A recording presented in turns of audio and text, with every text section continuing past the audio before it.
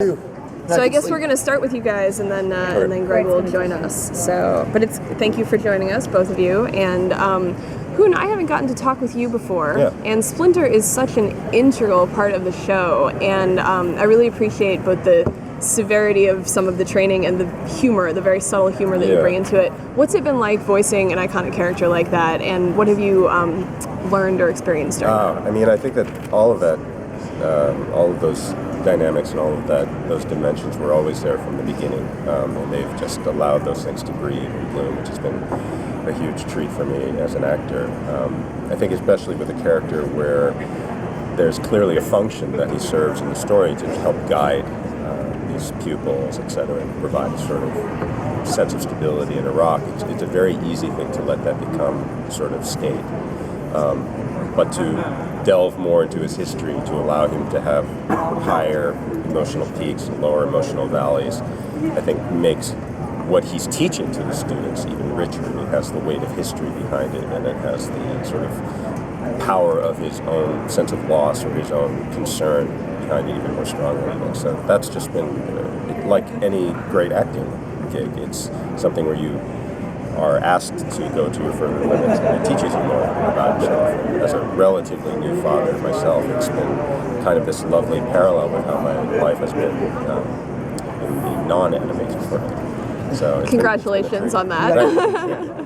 That's very exciting. And Brandon, we were just talking with Ciro and Rob about how the show has had highs and lows, and it's gotten really dark. And well, Splinter is currently his fate is up in the air. How do you hard to recover from giant knives through the heart?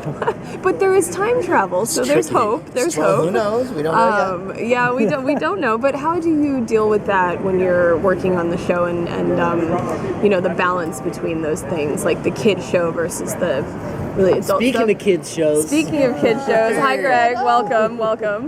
And Seth. Things that feel like magic. Seth Green. Seth Green. What's going on? How you doing? Welcome to the. What are you? You're interview bombing. He's interview bombing.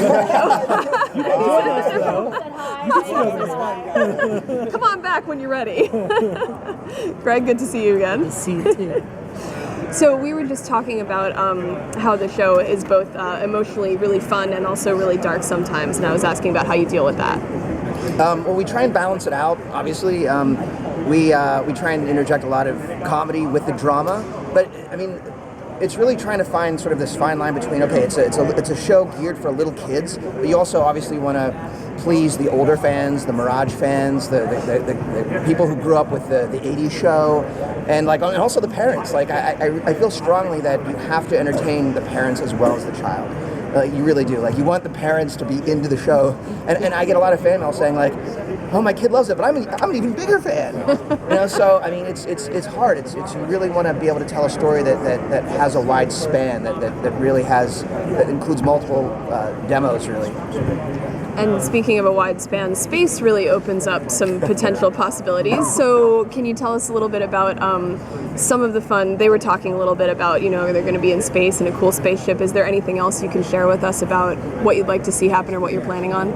Well, they visit all kinds of really fascinating, interesting worlds. So we had to build, you know, entirely new planets, which is just insane for season 4. I mean, we weren't really prepped for it. Like, it's literally a brand new series. I mean, it's all the same characters. It's the same series, but it's really, production-wise, you're building a brand new series. So it got very complicated, and I think Ciro spent many nights laboring over trying to, you know, the designs and things like that, and I was working on the stories, crafting, trying to figure out, can we do this? Can we visit this planet? Is this possible? You know, and then not only the planet, but there's multiple locations on the planet, and generally we only get one new location per episode. That's it. We get one new location and one new character. So we had to find all kinds of ways around it, especially with 401, where they visit this alien marketplace, which is insane. Oh wow, that sounds crazy. Very complicated. Greg, I have a question for you. What was it like being Mikey in Dimension X and kind of getting to be, you know, in charge, knowing what's going on in that sense? You know, like, you were the one who kind of, well, Mikey's always a little bit picked on by the other brothers. So what was that like? It's like it's like real life. It's like real life. These These guys are always picking on me, but you know, I'm actually really in charge. I know what's going on. Yeah, I love when we go to Dimension X. Yeah. It's nice to have the ability to have that range of places that go to as this character, and Brandon's really a master at writing that for me, allowing me to kind of play with Mikey in so many realms. Do you think he's going to encounter anything in space that will allow him to grow as a character? I think Mikey's always growing as a character, just as we all are. And again, because Brandon's writing it, he's an enlightened being, so he's always kind of... I don't know about that. Well, sometimes. Occasionally. Sometimes he's enlightened, sometimes he's not. It's true. But the show is a show that has a lot of beautiful lessons given through the storylines, and I feel like we use Mikey to kind of to basically show those kind of stories. Mikey might be actually the only character who's really in a position to really appreciate space, like enjoy space. And I do. Right. I appreciate space. He's got a lot of space in his head, a lot of space in his trying to heart. get home and, look at this. Yeah, Mikey feels very much at home in space, and there's a lot of space pizza, which is rad. Space. What would be on space pizza? What wouldn't? That's the question. We have a machine. We have Yeah, a machine that makes us anything we want. So it's like whatever I want on the pizza, I can get. That's right. So, Brandon, I saw on your Instagram, you were doing something with turtle babies. What's that all about? Turtle babies? Yeah, like the dinosaurs and you posted right. some The stuff. Half What were you? Heroes. The Half Shell Heroes, the 2D right. show, right? Yeah, I produced and wrote this. It's a special. It'll be out in November. I think November 22nd. It's so Okay. cool. It's 2D. It was directed by Glenn Murakami, who's the genius behind Teen Titans, Batman Beyond. The old Batman animated series from the 90s, which I grew up on, which I was a huge fan of. And Glenn is great. He's a master. Yeah, Glenn's one of the masters. What's that? But no, he didn't do Samurai Jack. But Wasn't he kind of like Zero's Splinter? he was kind of, he was Yeah. Zero's mentor. Yeah. And obviously Cipes has worked with him many times because he's Beast Boy And he was in our show early, right?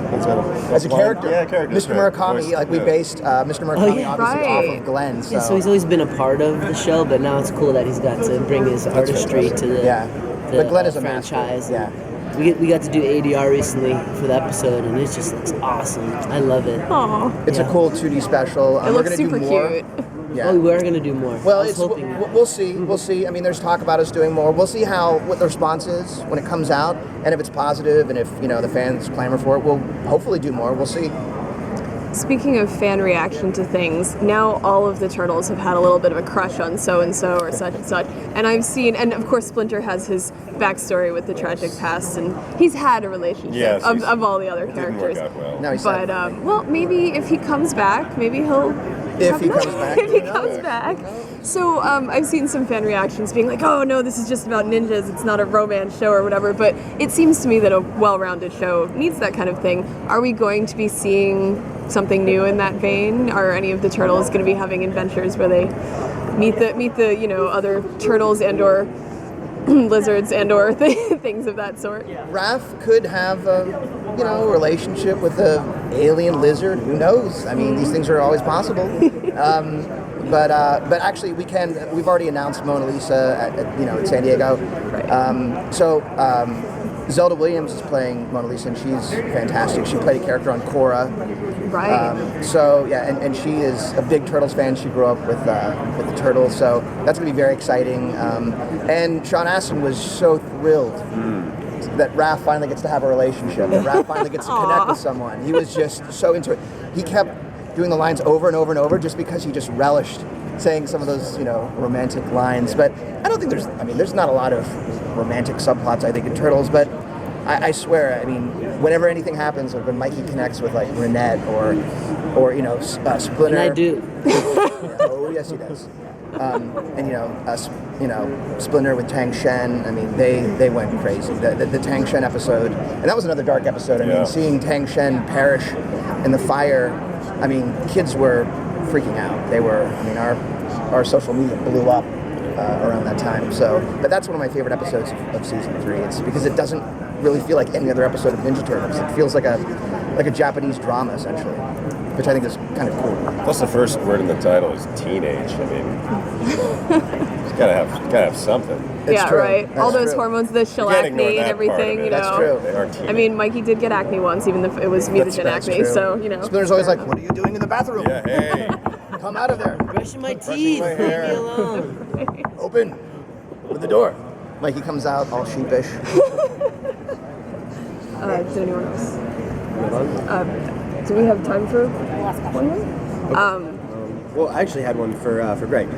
So based on your age, I guess we can assume that you grew up with the original show, and I just really wanted to know, like, what does it feel like to be able to bring your personality to this character that you grew up with, like, as a child, and, you know, like, even being able to give him a new catchphrase and all those kinds of things, and really kind of leaving your mark on Mikey.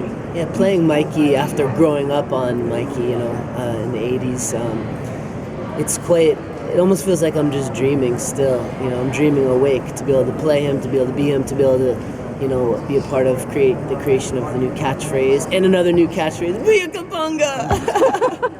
It's just so fun to offer to this next generation because, Teenage Mutant Ninja Turtles gave me so much. Got me into meditation, surfing, martial arts, skateboarding, definitely made me who I am. So the fact that it's almost twice as big now because people like us grew up on it and we love it now, and then our kids, it's a very sacred situation. I feel like it's a great responsibility, and Nickelodeon definitely is doing it right. So it's really cool to be a part of it. Yeah, I mean, there's nothing better, that's for sure.